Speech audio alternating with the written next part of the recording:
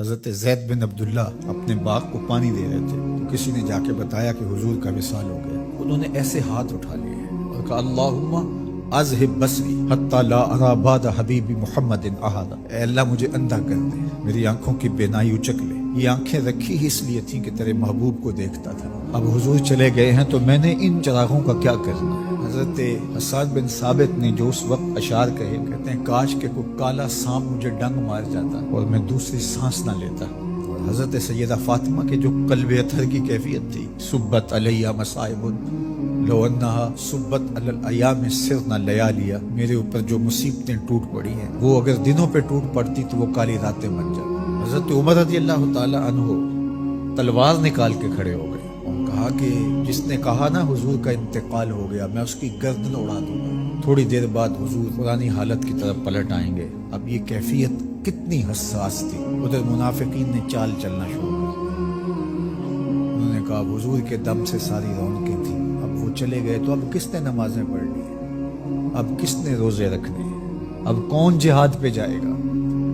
جب وہ ہی نہیں رہے تو ساری کہانی ختم ہو گئی۔ تو انہوں نے اس طرح سے چال چلنا شروع کر دی۔ اور حضرت عمر کہتے تھے کوئی بولے تو صحیح، کتنا نازک وقت تھا۔ اس وقت میں حضرت ابو بکر آئے رضی اللہ تعالیٰ، ان کا کلیجہ تو پھٹ رہا ہوگا، لیکن یہی موقع تھا حضور کے مشن کو، حضور کی فکر کو، حضور کے دیے ہوئے نظام کو سنبھالنے کا۔ اور اپنے جذبات کو کس طرح کنٹرول کیا ہوگا، اپنے آپ کو پوری طرح سنبھال کر کے لوگوں میں آئے اور دیکھا کہ لوگ جمع ہیں اور حضرت عمر رضی اللہ تعالیٰ عنہ غصے میں تلوار لہرا رہے ہیں۔ خبردار اگر کسی نے کہا کہ حضور کا انتقال ہو گیا تو آپ ایک اونچی جگہ پہ کھڑے ہوئے لوگوں کو متوجہ کیا۔ حضرت صدیق اکبر رضی اللہ تعالیٰ عنہ کا اس وقت کا جو خطبہ ہے، اس نے اس وقت اسلام کو سنبھالا جب منافق بڑی باریک چال چل رہے تھے۔ اب حضرت ابو بکر آئے اور کھڑے ہوئے، کہا لوگوں مجھے بتاؤ تم اللہ کی عبادت کرتے تھے یا رسول اللہ کی عبادت؟ تو لوگوں نے کہا اللہ کی عبادت کرتے تھے۔ تو کہا اللہ آج بھی زندہ و موجود ہے، اللہ کل بھی زندہ و موجود ہے، وہ حی ہے لا یموت ہے۔ اللہ اکبر۔ پھر انہوں نے وہ آیت کریمہ پڑھی وما محمد الا رسول قد خلت من قبلہ الرسل، اور صحابہ فرماتے ہیں ہمیں لگا کہ جس طرح یہ نازل اسی وقت کے لیے ہوئی تھی۔ اور پھر لوگ سنبھلے اور پھر حضرت سیدنا صدیق اکبر رضی اللہ تعالی عنہ نے اس مشکل وقت دین کو سنبھالا اور پھر حضور علیہ الصلوۃ والسلام کے مشن کے لیے کھڑے ہوئے۔ لشکر اسامہ بن زید بن حارثہ رضی اللہ تعالیٰ عنہ کو روانہ کیا جا چکا تھا، حضور نے خود روانہ کیا تھا۔ ابھی جرف کے مقام پر ہی یہ لشکر پہنچا تھا، مدینہ المنورہ سے تھوڑا باہر نکلا تھا کہ حضور کے وصال کی خبر آئی تو یہ واپس آ گئے۔ تو بعض صحابہ نے کہا کہ اب مدینہ المنورہ کے حالات وہ نہیں رہے، اطراف کے اندر قبائل سر اٹھا سکتے ہیں جو دبے ہوئے تھے۔ اب حضور کے وصال کی خبر پھیل گئی ہے تو کوئی مدینہ المنورہ پر حملہ نہ کر دے، اور بہترین جنگجو اس لشکر میں شامل ہیں، تو اگر حملہ ہو گیا تو پیچھے سے دفاع نہیں ہو پائے گا، تو لہٰذا اس لشکر کو حکمت یہ ہے کہ روک لیا جائے۔ حضرت صدیق اکبر رضی اللہ تعالیٰ عنہ نے کہا کہ نہیں، یہ حضور کا روانہ کرتا ہے جا کے رہے، بلکہ آپ نے تاریخی جملہ کہا کہ اگر مجھے یقین ہو کہ جنگلوں سے جانور آ کے ہمارے جسم کی بوٹیاں بھی نوچ کے کھا جائیں گے، یہ لشکر پھر بھی روانہ ہو۔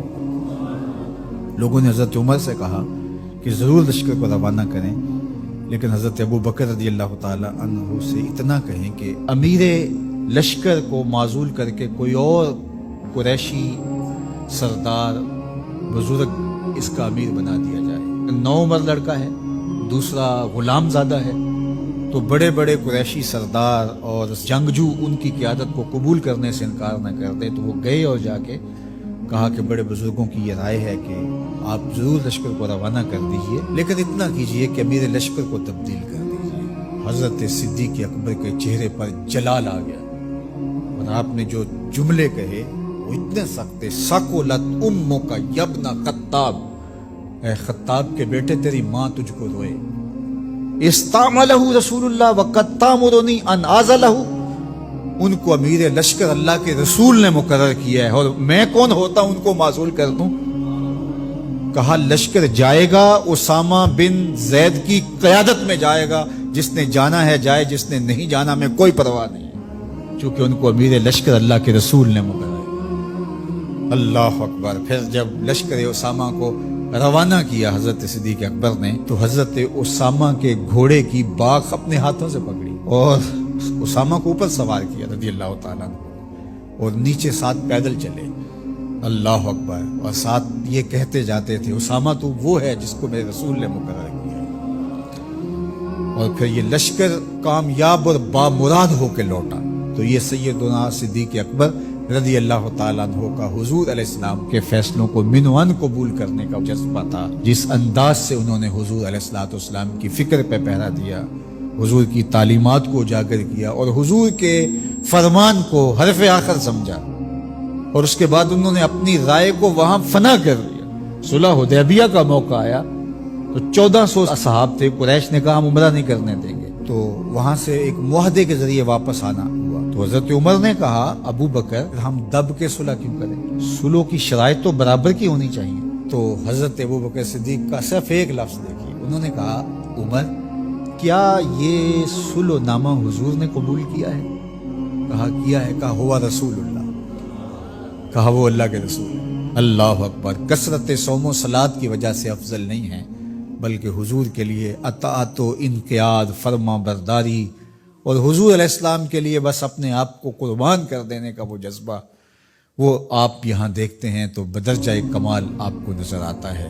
فرمایا کہ میں اللہ کے علاوہ اگر کسی کو خلیل بناتا تو وہ ابو بکر کو بناتا، لیکن میرا خلیل اللہ ہے۔ اللہ اکبر، امن الناس بر مولائے ما، کلیم اول سینائے ما، ہستیو کشت ملت راچو ابر، ثانیے اسنینو غارو بدرو قبر۔